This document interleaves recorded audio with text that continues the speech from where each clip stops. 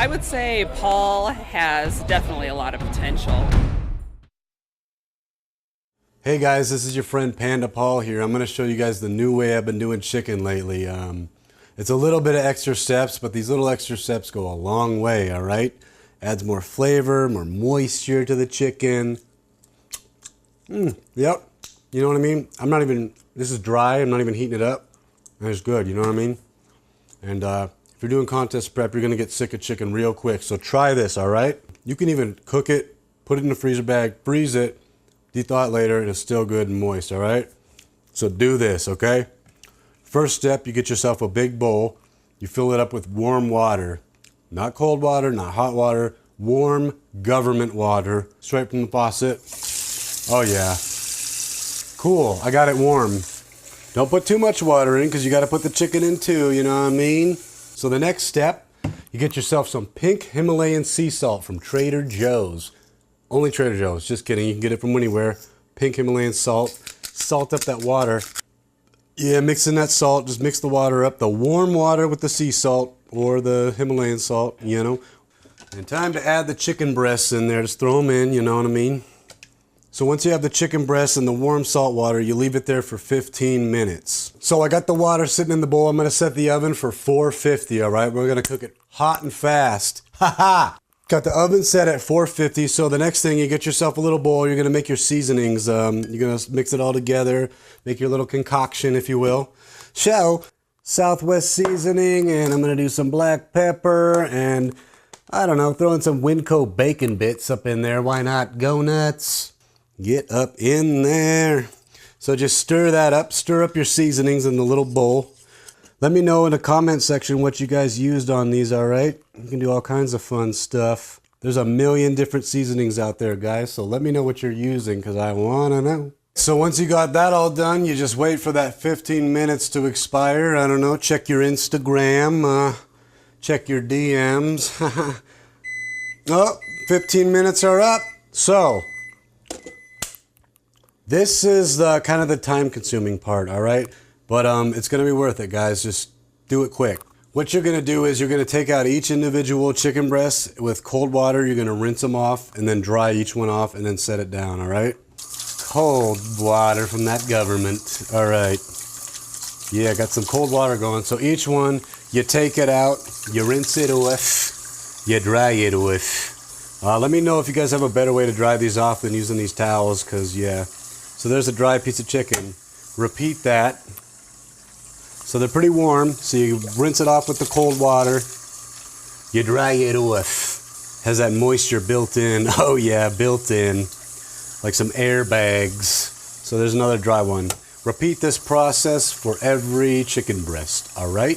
Fantastic job. You rinsed them off with cold water and you dried them off and you put them in the baking tray. The next step, take a brush and olive oil, and you're gonna wanna paint the olive oil. I'm not really taking all this olive oil from my diet right now because that's extra fat, but yeah, if you want to, slap on all that olive oil. I'm just doing this for the sake of this video, but brushing this olive oil on there so it's nice and non-stick like. And the very next step, you take your seasoning that you mixed earlier and you sprinkle, sprinkle, sprinkle. Look at that. Isn't that just wonderful? That's beautiful. Look at this. I mean, you're going to be making chicken breasts that look like you work for Chili's, all right? And you can even flip them over and double side them, you know? Double your pleasure, double your fun. Keep it real, keep it safe. You know, you can call me, I'll be there shortly. Don't care what your friends say, cause they don't know me. I could be your best friend, and you be my homie. You know, if I ball, then we all gon' stunt. Send her my way, she ain't gotta hold up. Whenever you call, baby, I roll up.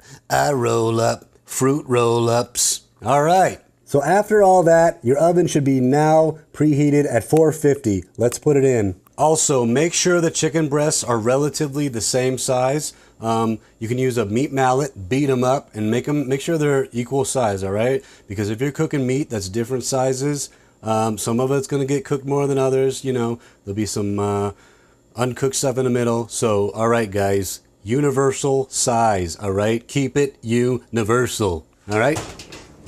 Put that son of a bitch in the oven. Bottom rack, of course, 450, because that's how we roll. Get the hell in there. All right, guys.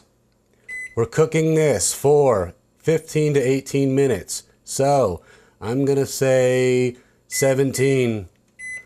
Check back in 17 minutes. It cooks fast, guys. Oh yeah, 17 to 18 minutes later. So I know the urge is to cut into it and start eating right away, but the last step, you're going to want to cover it. Loosely cover it with tin foil for 10 minutes, all right? Let it sit there for 10 minutes. Doesn't have to be super tight, but just cover it up there. Cover it up for 10 minutes. Fantastic. So we waited 10 minutes. Oh yeah, that looks so good. So what I like to do, guys, slice, make little strips, you know what I mean? Oh yeah, look at that. These strips are real good. Check that out. So yeah, there's the strips. They're nice and moist because of all the preparation we did. Oh man, these go down real easy. Real good. So let me know if you guys try this and if you have any notes or questions or comments or suggestions or anything, all right? Later. This is Chewy, but we can't figure out if she's a big dog or a little dog. She's a big little dog. She's a big dog. Chewy's a big dog. Hey, Chewy, guess what? Is this your giraffe? Hey, Chewy, guess what? Oh, my snarling beast. She's a big dog.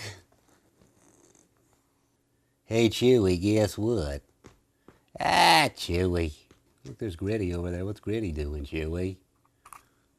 Gritty! This is Night Fury. Let me formally introduce you guys to Night Fury. I can barely see her. She's so dark. I've never been a cat person, but we adopted this kitty. I saw her. I was like, love at first sight. I was like, that is a sweet, pretty kitty. She's my Grittin from Great Britain. Gritty! Night Fury, like the dragon. How to Train Your Night Fury. She's so soft and cuddly. Gritty! Oh yeah, I just got done doing yoga. Feels real good. Namaste, you know what I'm saying? Posing, posing, posing. Let me talk about posing. It's extremely important, but at the same time, you don't want to overthink it. You want to have fun and you want to look confident. You don't want to be stiff and uncertain thinking about poses. Having said that, I am pretty much not confident with posing right now. I'm like 10 weeks out. Chris from Chrome is really awesome. He's really experienced and really helpful. I just haven't put in the work, you know, on my own time. And it's tough, man. It's the classic physique posing is exhausting, to say the least. It's a full-blown workout. Like, you're squeezing every muscle on your body, holding that squeeze and everything, and it's very tiring, folks, just in case you didn't know that. So one of the big recommendations was to do yoga. I'm very stiff, as you guys probably know from watching these vlogs, so I'm now incorporating yoga. I'm going to try to do it twice a week, at least once a week. Yoga is so beneficial in so many different ways. This is just like one piece of it. Just all that breathing is so good to detox your body and let go of all that stress and everything. But I did notice doing yoga today, having done all these boot camps at Chrome, the booty camps, the physical aspect of it is so much easier. Like, it's pretty crazy. I'm able to utilize my glutes and just kind of like hold poses and stuff pretty easily. My lower back is super tight, but I don't know, my core muscles are strong and everything.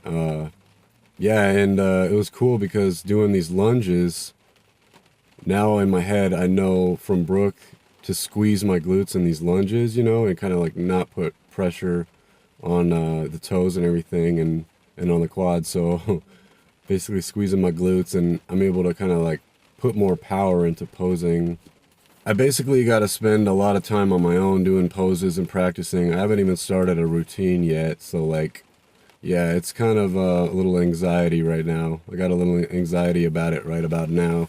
But things always work out in the end, you know what I mean? So I'll be good, I'll be confident and everything, and I don't want to overthink it and make it something stressful when it's supposed to be fun and rewarding. So, yeah, because having muscles means nothing if you can't show them on stage. So I'm really going to lock down and get some of this posing action done. So stay tuned, ladies and gentlemen.